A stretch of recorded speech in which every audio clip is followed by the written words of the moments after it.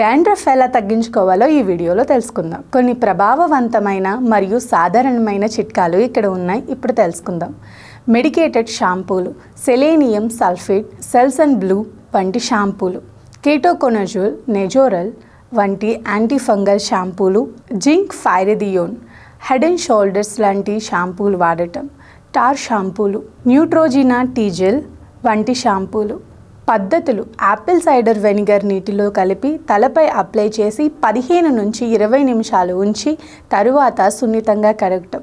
Tea tree oil, కొద్దిగా tea tree ఆయిల్ను మీ షాంపూలో కలిపి వాడటం. కొబ్బరి నూనె, తలకు కొబ్బరి నూనె అప్లై చేసి కొన్ని గంటలు ఉంచి తరువాత కడగటం. మూడవది పౌష్టికాహారం. ఆహారం అంటే విటమిన్లు. ఆహారం: విటమిన్ బి, జింక్ మరియు ఒమేగా 3 ఫ్యాటీ యాసిడ్స్ ఎక్కువగా ఉండే ఆహారం. పండ్లు మరియు కూరగాయలు. పౌష్టికాహారం సమృద్ధిగా తీసుకోవటం. నాలుగవది సరైన తలస్నానం. తలస్నానం చాలా సున్నితంగా చేయాలి. రెగ్యులర్గా షాంపూ వాడటం, అయితే రోజు కాకుండా అవసరాన్ని బట్టి వారానికి 2 నుంచి 3 సార్లు. ఐదవది జీవనశైలి మార్పులు. తగినంత నీరు త్రాగటం. శరీరానికి తగినంత నీరు అందటం ద్వారా తల చర్మం తేమగా ఉంటుంది.